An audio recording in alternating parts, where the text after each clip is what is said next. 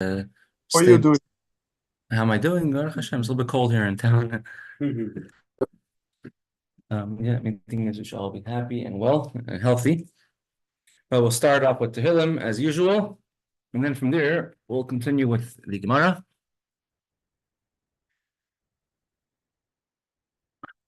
Start off with chapter 20 and chapter 150 and Tzedakah. Lamnat Tzayach, Mizmor LeDavid, Yan Chadina B'Yem Saras, Agav Chashim Yaakov, Yishlach Ezra Mikari Deshem, Sian Yisadeka, Yiskor Kol Mekasecha, Vailas Chayadash Nesela, Yitin Lachachil Vavecha, Vachalatzas Chayimale, Yinan Rabishu Secha, V'Shem Elheinu Nidgol, Yimal Yadina Kom, Nishal Secha, Ati Yadati, Kishiyadine Mashicha, Yaneu, Mishmekadshe, Viguros Yisha Yaminoi, Elaborata Bail Basus and Nachnu B'Shem Adinai Elihinu Nasker Hema Karov and Follow Nachnu Kam Nevani Saidad Linoy Hashia Melech Yanenu B'Yam Karenu in chapter 150 for brothers and sisters in Eretz Yisrael.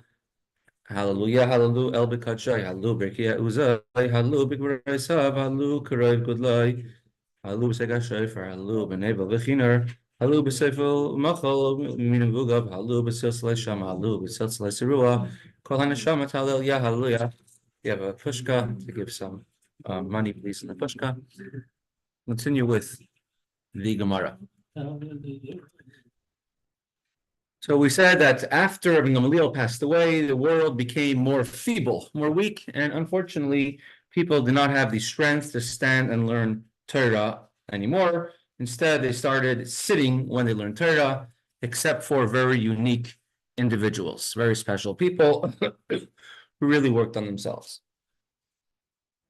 Continue as the Gemara about the issue of do you have to stand when you're learning Torah or can you sit? Let's learn from the very first person who ever learned Torah from, and who was that? Moshe Rabbeinu. I mean, who learned Torah, the Torah that was given on Har Sinai, Mount Sinai. He said he went to Mount Sinai Yeshiva. Correct. He went to Sinai Academy. Yeah. Yeah, there's a school in Flatbush called Sinai Academy. And I met like a teacher with many of your students. The night of Shavuos, they stay up till the whole night to learn. And the teacher says that he teaches in Sinai Academy on the 4th floor. So now it's the night of Shavuos. So he's on the 4th floor. He's in the height of Sinai Academy. So Moshe Rabbeinu, when he's learning in Sinai Academy, we learned before, Hashem told him, stand with me. And from here, you see the teacher and the student must both stand and be on equal level. However, we have an apparent contradiction because Chasov Echad Omer Ve'eshev Bahar V'Chasov Echad Omer Ve'anoichi Amadati Bahar in Chumash Devarim Parshas Veschanan Parshas Re'eh Moshe Rabbeinu before he passes away is giving the Jewish nation, you could call it Musar, sort of, he's chastising them what he never spoke to them during their lifetime and telling them to continue in the ways of Hashem and telling them how, although you messed up, you sinned after the giving of the Torah, after the greatest, holiest revelation ever to hit mankind till Mashiach. You messed it up, and I stood by it says that I went and I begged Hashem to forgive you. So first he says, I went up to the mountain to take 2 tablets of stone, not prescribed by his doctor, the 2 tablets, which Hashem gave me. The Eshev Bahar. The Eshev means, and I sat on the mountain 40 days and 40 nights. I did not eat bread. I did not drink water for 40 days and 40 nights. And then over here, Moshe Rabbeinu tells the Jewish people what he did for them. I stayed in the mountain, and I stood on the mountain for 40 days, and Hashem listened to me, and he did not destroy the Jewish nation. So what did Moshe Rabbeinu do? Did he sit or did he stand? Very good question. There's a Rav, which he calls himself the Yarmer Rav. Have you heard of the Yarmer Rav? The Yarmer Rav. No, Yarmer is a town that never existed. Oh. He's a Batchin, his name is Rabbi Miller. Batchin is one who makes jokes, but a lot of mainly Torah-based jokes. So he says one time he's traveling to Israel, and you know people are always trying to smuggle in electronics or different things into the country. And he's a well-known figure in the frum circles, you know, for being a Batchin, an entertainer. And somebody tells him, "Oh, Rabbi Yankel, Rabbi Miller, Yarmer Rav, I'm so excited to see you. You know, this suitcase, he's in Ben Gurion Airport, you know, just getting off the plane. The suitcase is very heavy for me to carry. Maybe you could just hold it for me. You know, I'm very tired. I have a hard time standing. Hold it for me and just give it to me on the other side, you know, when we leave the airport." So Yarmer Rav told him, "You know, it might be hard for you to stand, but it's even harder for me to sit." Sit means sit, you know, sit in prison. As hard as it is for you to stand, it's harder for me to sit. So is Moshe Rabbeinu standing or is Moshe Rabbeinu sitting on the mountain? One pasuk, one verse says that he stood, and one says that he sat.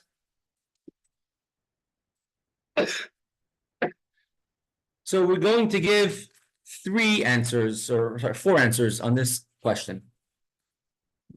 And it's very important to know, because for future generations, you want to know, are you allowed to sit down while learning Torah? So the Gemara will give now four answers. Amar Rav, answer number one. Says Rav, Oimeid v'loimeid yoshev v'shoinem. When Moshe Rabbeinu would learn, when Hashem would teach him, he would stand. When Moshe Rabbeinu would review what Hashem taught him, he would sit. So the halach would be in that case, based on Rav, that if one is learning Torah from his teacher, from his Rebbe, he has to stand. But if one is reviewing, one is allowed to sit.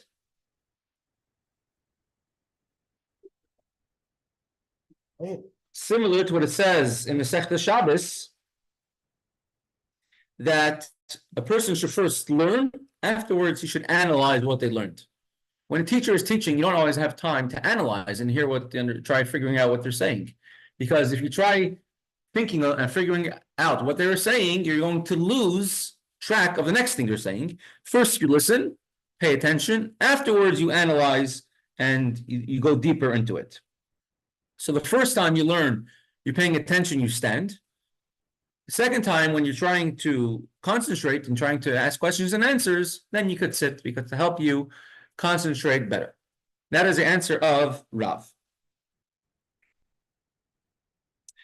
Rav Chanina says, Lo yoshev, lo yoimeh v'lo yoshev.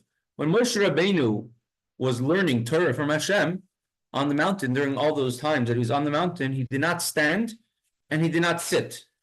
He was neither standing nor sitting. Ela shoicha. Rather, he was bending over, bowing to Hashem. It was an expression of bittul, expression of oneness with Hashem, that he didn't feel his own being at all.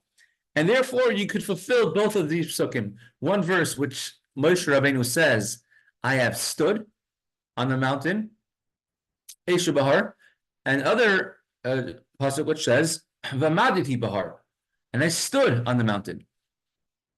So he was bowing, and therefore he was between the two of sitting and standing.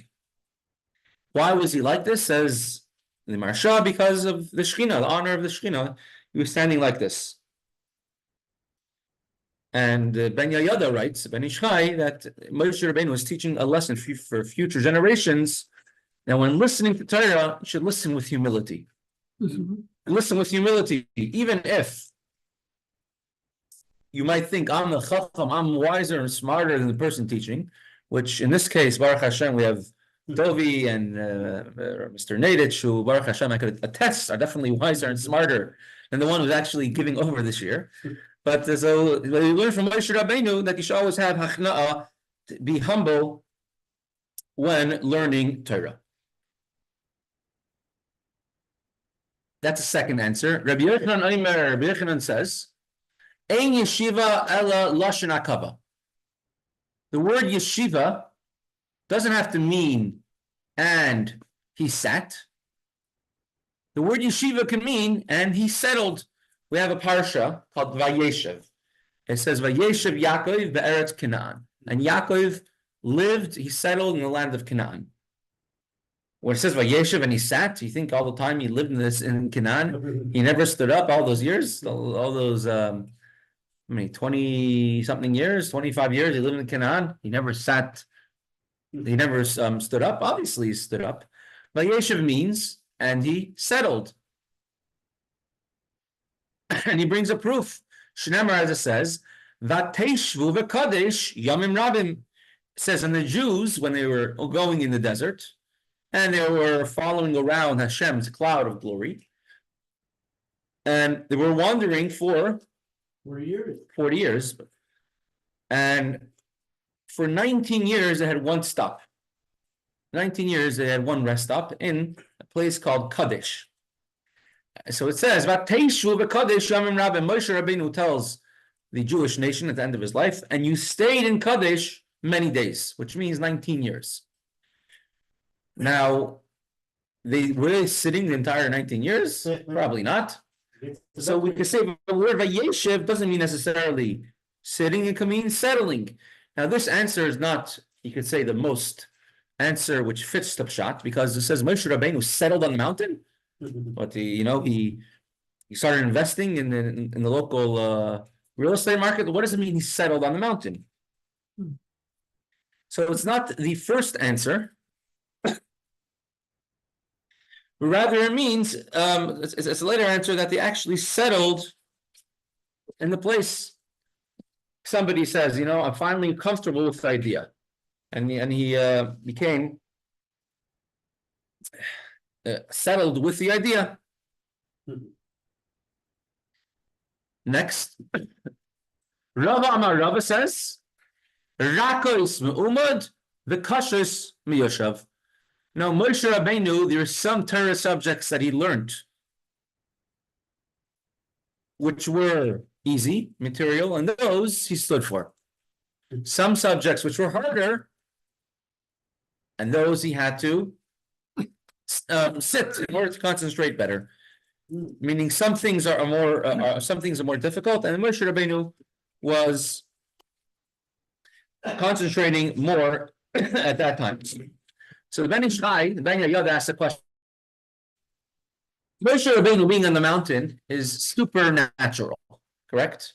Yeah. No one was able to come close. If you came close, you died. Moshe Rabbeinu was on the mountain 3 times for 40 days. He didn't eat, he didn't drink. So Hashem gave him strength. He was physically very strong. As we see, he could move a stone off a well by himself. And Moshe Rabbeinu was able to pick up the Mishkan by himself. He was super strong. But in addition to that, Hashem had to have given him supernatural strength, not to eat or drink for 40 days, 3 times in a row, and to survive. So why didn't Hashem give Moshe Rabbeinu, according to this last answer of Rava, that Moshe Rabbeinu didn't have the power to stand by the difficult subjects? Let Hashem give Moshe Rabbeinu power. He's giving him anyways a strength to not eat and drink for 40 days. Give him more strength to stand while learning Torah, while learning the difficult subjects. So he says, we see how Hashem, when Moshe wanted to show, when Moshe Rabbeinu was on the mountain, it's not merely for Moshe Rabbeinu as a one-time thing. It's a constant lesson for all generations. That to teach you that when you're learning Torah, even though it's better to stand, but if you come to a difficult subject, you're allowed to sit down. Even Moshe Rabbeinu, learning from Hashem, sat down when it came to a difficult subject. Even though Hashem gave him power and strength to stand, he didn't give him the power for a difficult subject in order that Moshe Rabbeinu could teach us that you're allowed to sit down. Now, what does it mean Hashem sits? Hashem has no physical body. Hashem doesn't stand or sit. Chassidus explains very much. When Hashem sits down, it means Hashem is settling. Hashem is settled. He is comfortable there. So when Moshe Rabbeinu was learning sitting down, Hashem also had to sit down, because we said the teacher and the disciple have to be on the same footing. Meaning Hashem, so to speak, lowered himself and brought himself down to this world in order for Moshe Rabbeinu to learn the difficult subjects. And the Carbon Asanal writes this. You know the Carbon Asanal? Yeah, he was the relative of mine. I have no doubt that he's related to Dovi. The Carbon Asanal, actually, you ever heard of the Pandors? The Pandors, they were a Germanic tribe, went around in like the 1600s. Oh, I never heard of them. The Pandors. So he writes in the conclusion of the entire Sefer, Carbon Asanal, he writes a whole story, a miraculous story, how he's in Prague, and the Pandors came, and they were doing a pogrom, killing all the Jews, and with great miracles, he was saved, and he had a revolver, and every time someone would come to the building, he would shoot out of the window. So, and he says, Baruch Hashem, we were able to eliminate many of our enemies, and he ran out, I think, of his last bullet, and he was getting ready to try everything else they could. When they became scared, they thought they had, and they ran away. So major miracles. So the Carbon Asanal writes this, and he says that Hashem lowered himself down to the level of Moshe Rabbeinu. Now, how can Moshe Rabbeinu sit? It says that angels, so many midrashim speaking about Moshe Rabbeinu is discussing with the malachim, with the angels. We know angels don't sit. Yeah. Why? Because they have the Shekhinah there. They have Hashem there. They can't sit down. So how can Moshe Rabbeinu sit in heaven? So another one of Dovi's relatives, no doubt, the Aliyah Rabbah, he discusses this. He gives two answers. One thing is he brings a Gemara in Mesechta Sukkah as a Moshe Rabbeinu was lamata mesar tvachim, was given, he was lower than 10 tvachim, and the angels were lamayla mesar tvachim, were above 10 tvachim, about 40 handbreadths off the ground. But then he gives a very practical answer. He says, also is covered Torah, honor of the Torah. In order to learn Torah better, you're allowed to sit down. But he gives a practical answer. A malach, an angel, is holy, it's spiritual. Someone might see an angel, meaning a prophet of a false, of a Avodah Zarah, which Hashem gives him the ability. We see an angel and could think that they are Hashem, that they're God. Obviously not, because angels have a physical form, as we learned in Kunter Sumayin. What are the bodies of the angels made out of? Fire, right? Fire, that's right, fire and air. Mm-hmm. And they might think that this is Hashem. So therefore, they have to stand to show that they are batal, they are nullified to Hashem. Moshe Rabbeinu is a human being. You're never going to mistake that, God forbid, he's Hashem. And therefore, Moshe Rabbeinu was allowed to sit because there's no possibility to mistake him, God forbid, as Hashem.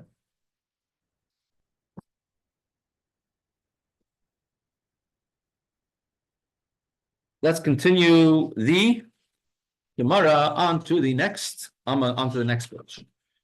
So we're holding on the last line of the page and the last line in the second half of the line. Going back to the topic.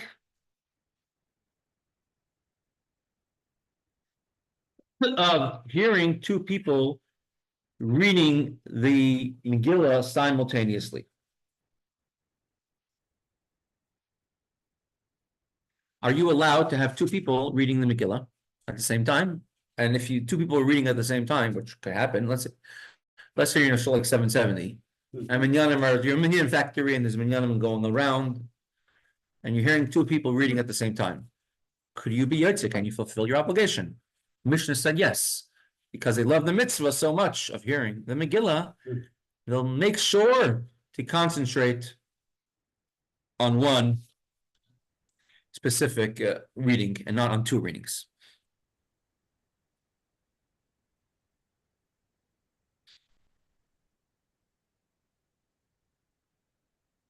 How about Torah reading? Could you hear two people reading the Torah simultaneously? How about you have a person who comes and he gets an aliyah in shul, he's very excited. And the person who gets an aliyah in shul, he reads along with the bakari, with the Torah reader. And he's reading it out loud. And everyone tells him, be quiet. But I guess maybe he's hard of hearing, so he can't hear himself. So he's reading, and the whole shul is hearing him read together with the bakari. is people, it's disturbing for everyone else in the show. They're trying to hear the Baal Kaira, the Torah reader, and the person getting the Aliyah is reading out loud. Is that an issue? By Megillah, it's not an issue, we said.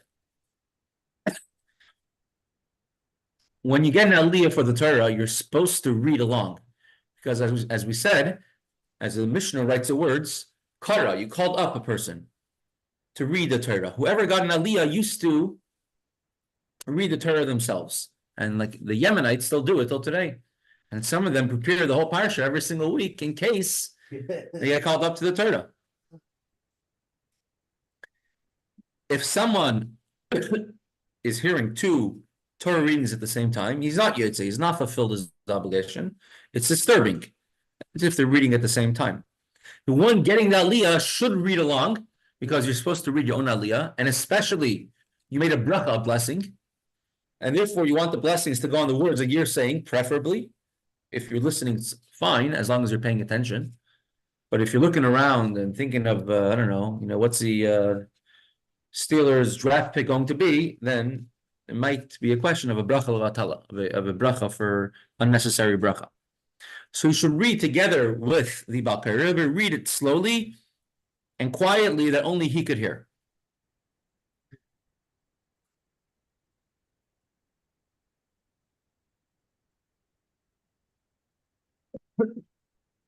If he didn't hear it, he's still Yitzchak b'di'eved. He still has fulfilled his obligation.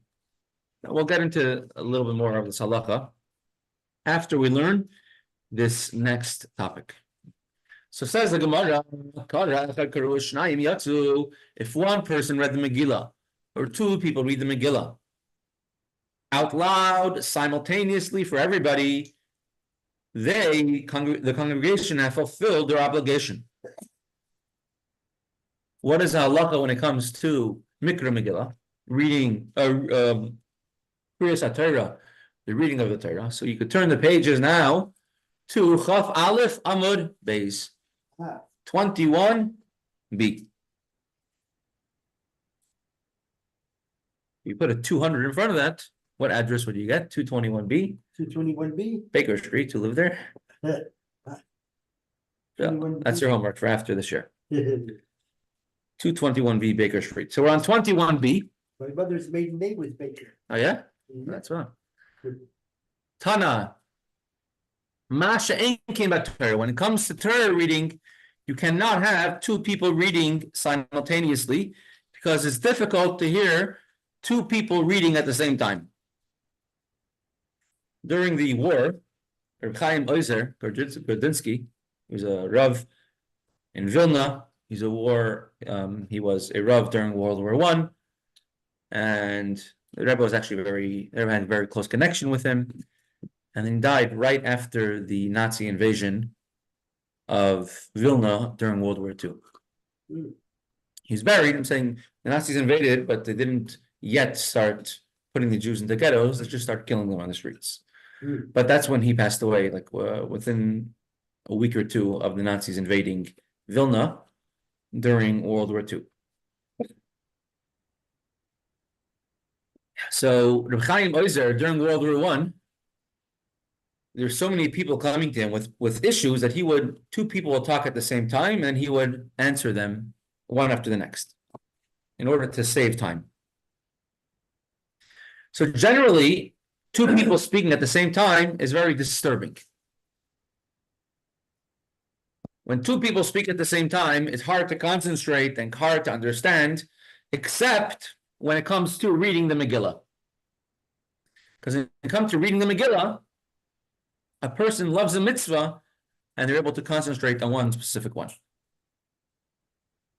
Tana Rabbanan and our rabbis have taught, but Torah, echad kollel ve'echad metargem. When it comes to reading the Torah, you have one person who reads the Torah out loud and one who translates. It used to be the custom in the old times, in the olden days, they would have a metargem, someone who would translate the Torah. And the Eretz still have it. Really? I think so. And it's translated in Arabic into what language? It's Arabic, if I'm not mistaken. You have somebody translating the Torah into the language spoken by the people. Sometimes we'll add a little halacha or add a little medrash into the explanation, into the translation that we're giving. But you can't do it simultaneously. You can't have the person translating out loud while the Balkar is reading the Torah.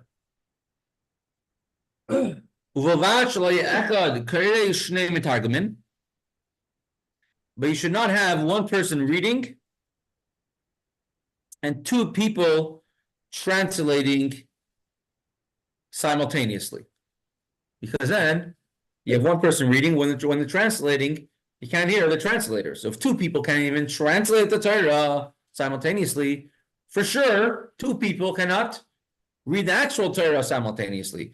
What you're being yet to the mitzvah with is hearing the Torah reading. Translation is not for you to do the mitzvah.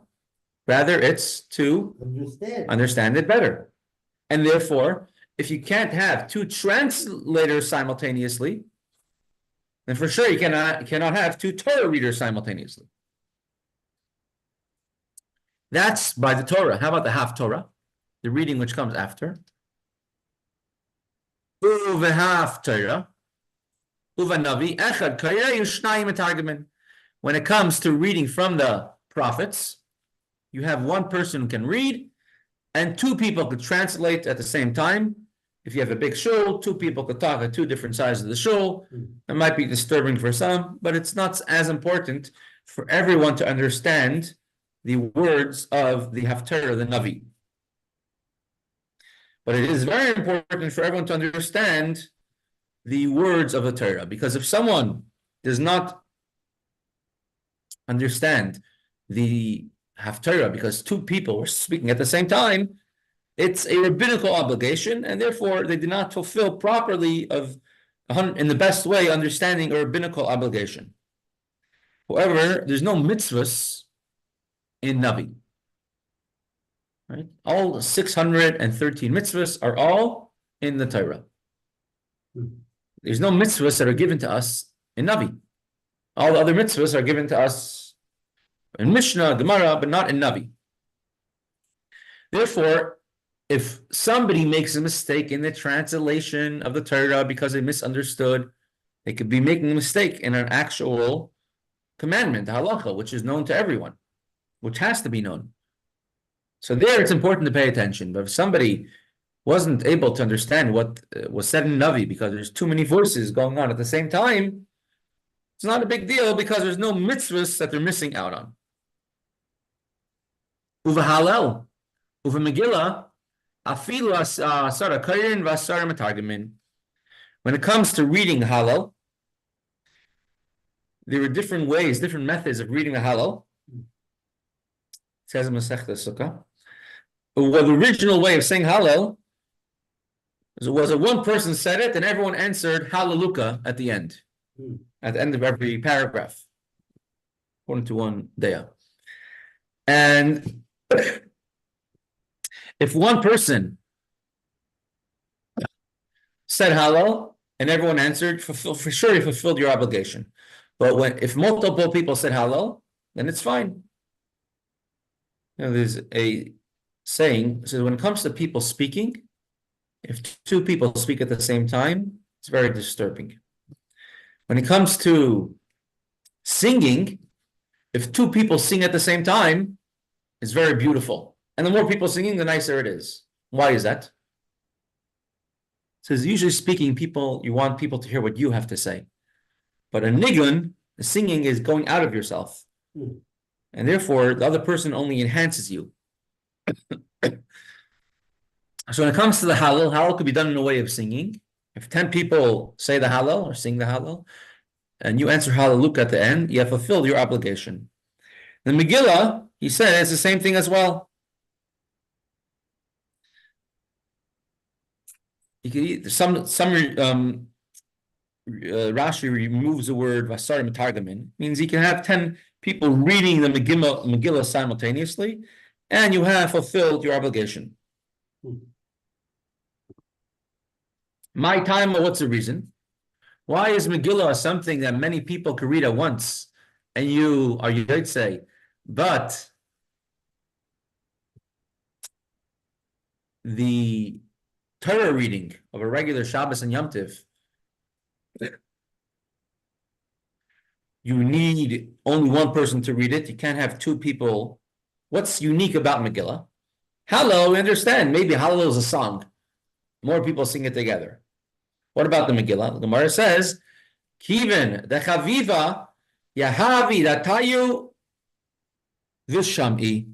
Since people love, they look forward, they cherish Megillah reading, so therefore people pay very close attention. So too Hallel. Hallel, we say it. It says Yisrael Mimitz. We left Egypt. It's also very cherished by people. We love to hear miracles and love to hear good news. Yeah, but excuse me, doesn't that, indicate or imply that the people don't cherish the Torah? That doesn't make sense. You're saying if people don't cherish the Torah, that what? I mean, you're saying that since the Megillah is cherished by the congregation, right, and the Torah isn't cherished by the congregation. Because you're saying because it's not a miracle. No, I'm saying it definitely is cherished. The Torah is definitely cherished by the congregation, as much as the Megillah. No. So the Rosh Yosef says, he says Megillah comes once a year. Torah reading, although it's a different Torah reading every time, every week, but you hear it every single week. It's not as exciting. That's the Rosh Yosef explains. Okay. Well, after Reb Shlomo Chaim, I don't know how many of you are familiar with him. Reb Shlomo Chaim, that was for a different Gemara. I don't think we need this open. Reb Shlomo Chaim Kesselman, he was a great mashpia in Eretz Yisrael. He had a very unique talent. This is Reb Shlomo Chaim.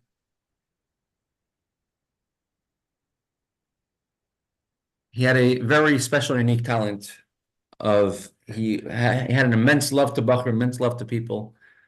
And he literally transformed probably thousands of yeshiva students in Israel, Eretz Yisrael, made them chassidim, taught them to be chassidim. And he passed away in the year Tafshin Lamed Hey 1975.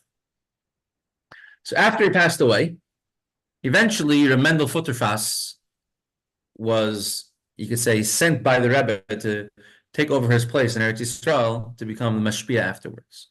Mendel Futterfass, we've mentioned him several times, quite a colorful, unique chassid.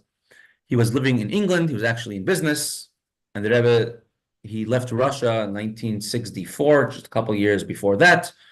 And the Rebbe sent him to become Mashpia in Eretz Yisrael. And he did.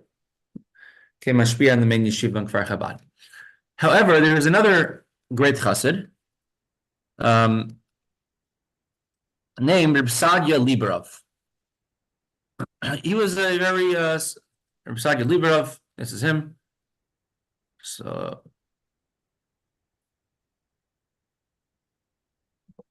Reb Sadia Liberov. Looks like there's a sefer, a book came out about him, all these articles. A very special, unique chassid as well. Already from the times of the Frierdiker Rebbe, 1927, the Frierdiker Rebbe said that the Frierdiker Rebbe said is a certain mimer with 4 levels of a malik. What a malik is by a regular person, the Yitzhahara, what a malik is by a ben Torah, by a Torah student, and what a malik is, he said, by a very, like a tzaddik, he didn't say. Reb Sadia Liberov came after that Shabbos, and the Frierdiker Rebbe said, had you come, I would have been able to say another level of a malik, meaning because a more smaller level of a malik, someone like who's on a higher level, how they could experience it, their struggles in Avodas Hashem. So Reb Sadia Liberov, he was a shliach in Morocco for a while, and then he moved. He was in Antwerp in Belgium. Till today, I meet many, many people who grew up in Belgium, and they all have only tremendously special things to say about Reb Sadia Liberov. A very special, unique Jew. His son was still living. One's in England, one's in France. Where did he live? So, I mean, he was born in Russia and he was shliach in Morocco for a short time in the 50s, early 60s, but he lived most of his life after that in Belgium. I like his hat that they made. That's him at a young age, yeah. Yes, we're in Belgium, Antwerp. Antwerp. You have cousins there, I'm sure. Yes, Yes. indeed. And so Reb Sadia Librov, a very special, unique individual. He learned Chassidus with many, many people. There's a Rebbe who had tremendous respect for him. He was known in Belgium as everyone had tremendous, looking up to him in a tremendous way. They asked him to go to become mashpia in Eretz Yisrael. Mashpia means like a mentor in yeshiva, like the guide for all the yeshiva students, to guide them. This is Reb Shlomo Chaim, the one who passed away, 1975. And this is Reb Sadia Librov.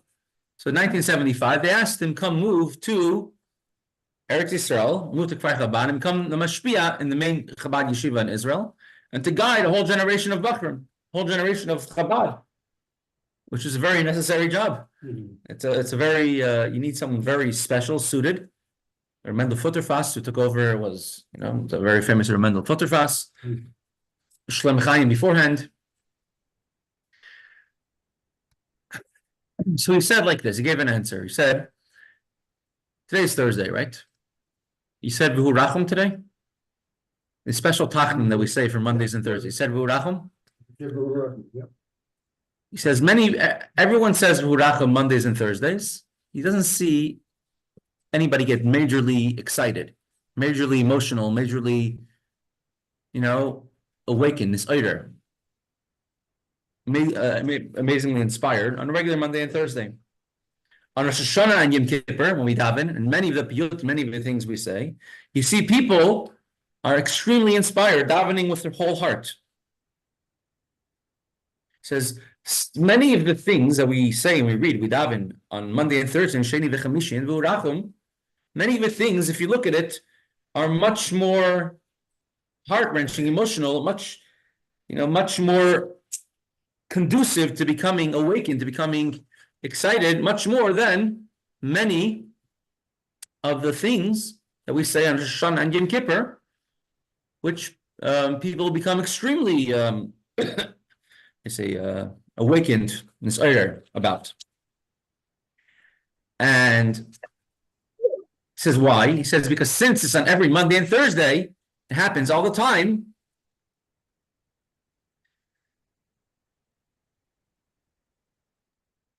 Rabbi, can Yes. I disturb it for a second? Sure. Oh, okay. You approved my buddy from Israel. Yeah, I gave him the link if you don't mind. Yaakov. He wanted to join. Yeah, he wanted to join the class. Yaakov, thank you for joining. You bring simcha. You know what Yaakov stands for? Yaakov stands for Yayin, Arak, Cognac, Bira. When you come, you make it exciting. I hope he can hear you. I don't see him responding. Cognac and Bira. And Arak is actually the drink and also the last name of Correct. of the Arak rabbinical family. Right. Arak, like your ancestor. So he says, but the reason why people don't get excited when they're davening on Mondays and Thursdays, although what you're saying could be so much more awakening when you daven on Rosh Hashanah and Yom Kippur, is because it's there every Monday and Thursday. He says, right now I live in Belgium, and when I go to Eretz Yisrael, it's something exciting and unique. People want to hear what you have to say. If I lived in Eretz Yisrael, he says, people wouldn't be excited about it, because you have it every day, even if they know there's something unique to listen to. So same thing, Megillah comes once a year, and therefore people are excited or more prone to paying attention to it.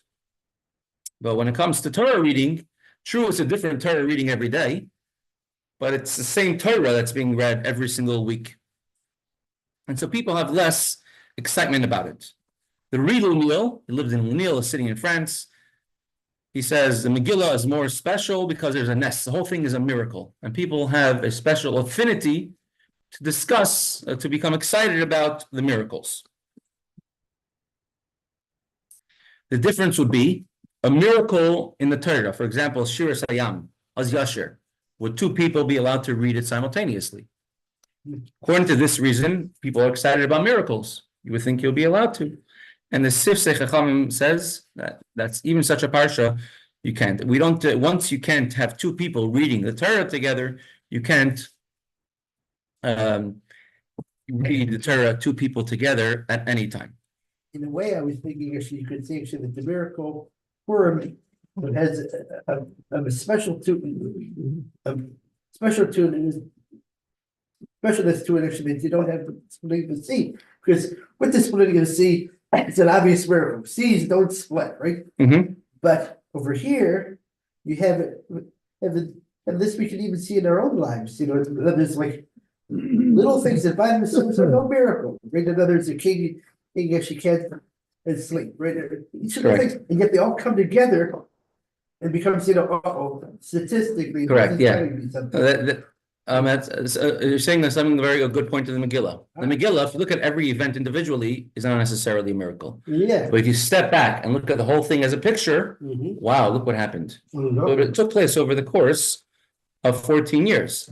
You look at your own life. If you look at your day to day, not necessarily is your life so unique. Take back, look at like the Megillah. Look at the last 14 years as a one unit, and look where you were 14 years ago, and where Hashem put you today, and what it took to get there. And you'll see also many, many miracles. Oh, definitely. So although it's preferable, of course, and the way it used to be is you called someone for an aliyah and they would read the Torah.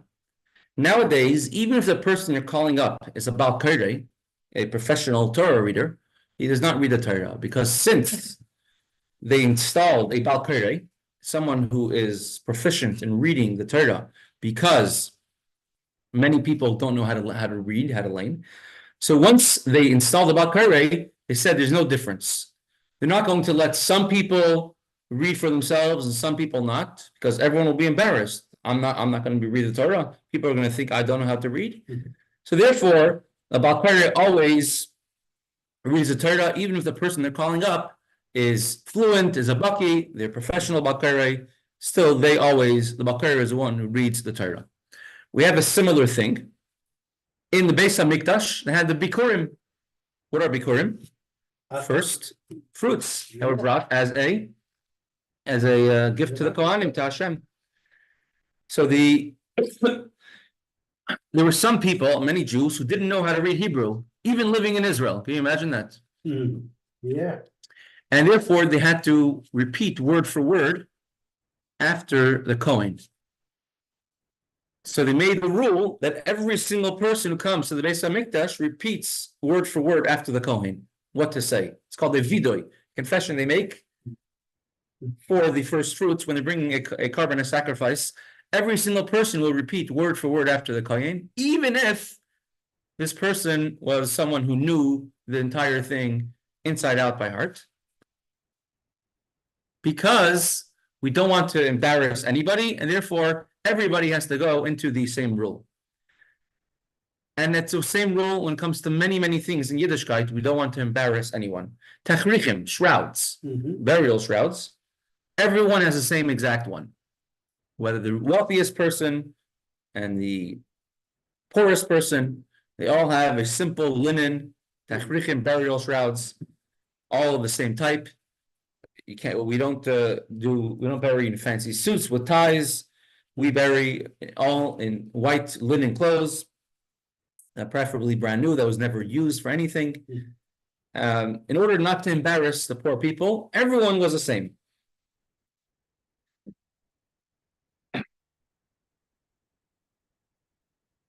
The Ran, Rabbeinu Nissim Gaon, he lived in Spain in the 1300s. He says in this Gemara that if you have two people reading at the same time, sometimes you might hear a few words from one, a few words from the other, but you're not going to hear only one of them the entire time. Now, if you're hearing a few words from one, a few words from the other, you're probably going to be missing something. So if two people are reading the Megillah at the same time, you're going to be missing something if you're hearing one and the other. So something which you don't have a special affinity to, he says, you're going to sort of switch back and forth. So Torah reading, not necessarily people have the same affinity as Megillah reading, look and shul. By the Megillah reading, look and shul by the Torah reading, and tell me which one is the shul more full, That's actually. or which one people snuck out for the Kiddush club. Exactly. And also what happens if you miss actually the communal, the Torah reading, you're not obligated to go make it up, but with the Megillah, it's an individual thing, you gotta be, either you're gonna do it yourself, or you're gonna, somebody else do it for you, but you gotta be yomtzi. On an individual level. So that's how he gives his own thing. He says, so when it comes to Megillah reading, you'll do your best to focus only on one person. When it comes to Torah reading, you'll, in your mind, switch back and forth, and then you're going to miss something of the Torah reading. So we'll pause the Gemara, and we'll pause, I think, the Shiur for today. It's 11:56.